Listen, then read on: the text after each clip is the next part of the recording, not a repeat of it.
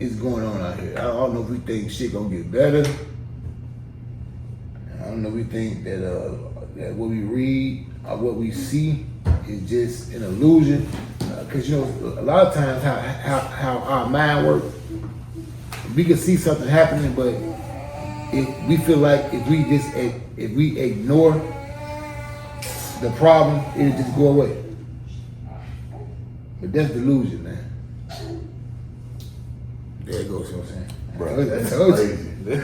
I told everybody come on when you get enough juice, it come on. Can you still see Brother S on there?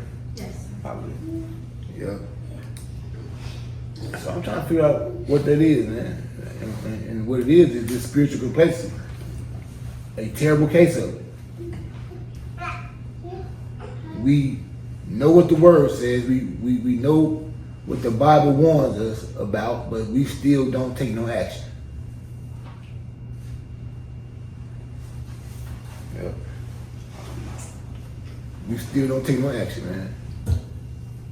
So today the word gonna cut. It's gonna cut. And I hope that when this word go forward that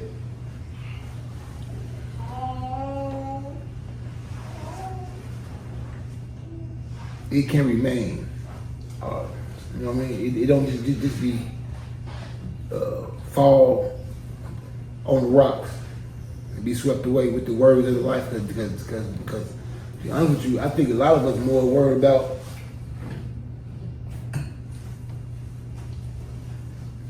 the things of the world than we is y'all.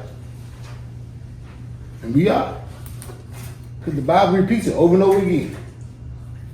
The same thing. So we can go ahead and get up in it, man.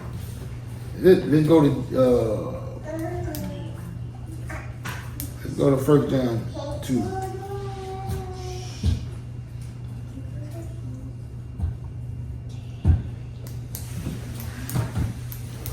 And go ahead, man. Hello. I remember some time ago I preached a message and I made a statement that Yah saved some of you, some of us, just to cut you off.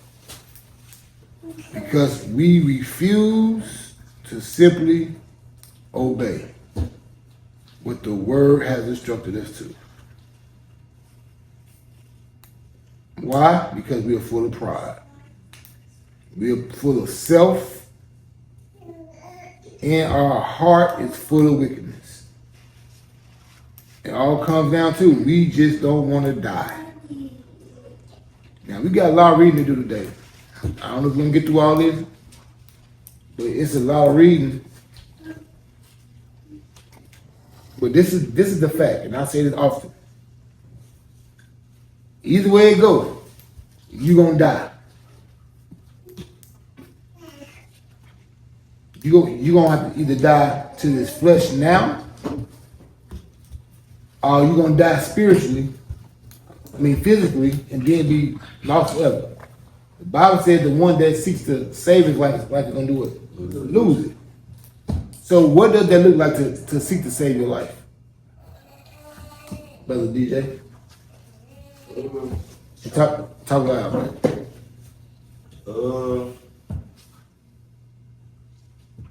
Just try to be known in the world. Be something in the world. That's seeking to save your life. Go ahead, Brother Dick. Fighting to preserve your own ways instead of Fighting to preserve your own ways. Yep. So what's an example of the opposite? Of dying to live. What that look like? Brother Tom, ask you. The one that seeks to save his life is going to lose it, but the one that loses his life will find it. What that look like? Letting go of everything you want to do for a high purpose. Just serving Yah. No matter how painful it's going to be, you made your mind up to do what you said. And we're going to read something, if we get to it, we're going to go to Maccabees 4. Because we're going to have the same perseverance, the same mindset, the same heart as those brothers and that mother. And I think we ain't nowhere near this because we know these times coming. I don't know what we think it's gonna be. Some walk in the park or something. I don't know what do we think salvation is? That's a good question. What do we think we need to do to truly obtain salvation? And what I mean by salvation, eternal life. That's a question I would ask everybody because I don't know what our mindset is, man. I think we just in a fairy tale world, bro. Say it one more time. Question. What do we really think we need to do as people, as saints, to obtain salvation, eternal life? Obey and die. Obey and die. Be more specific. Well, Jesus did say, those who believe on him shall have eternal life. Obey his word, his commandments, and die to ourselves. Obey is a good thing. And what's the root of obedience? What is it?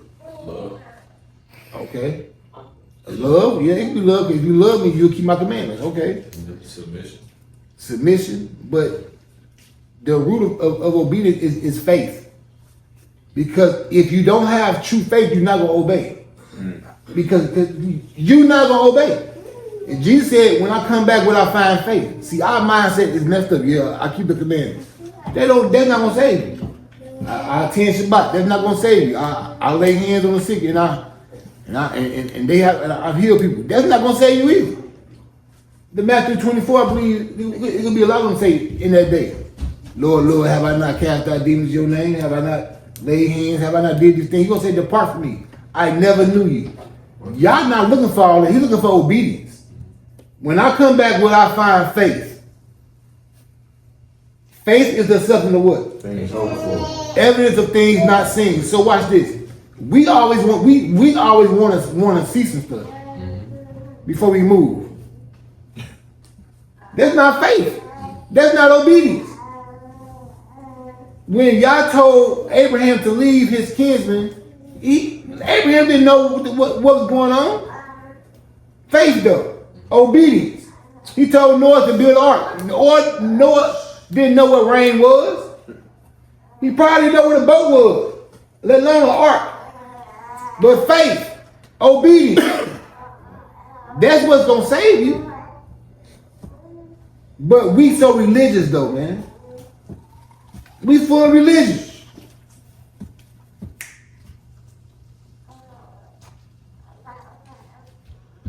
Us hopping up and down saying, all praise to the Most High, y'all ain't gonna do nothing, man.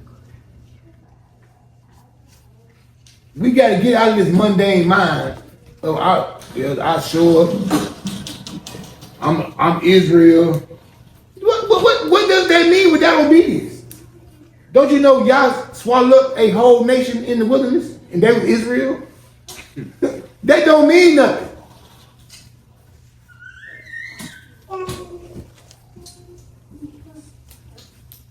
Our hearts are wicked and we have become so naive. The way we measure Yah's blessings is through our comfort or through material gain. Yah is not concerned about how comfortable you are. That's your flesh. Yah is not concerned about how much money you have. He's not concerned about what kind of car you drive, how big your house is, how fine your woman is. He ain't concerned about none of that. That's all fleshly stuff. Now, come on. All aboard! All aboard!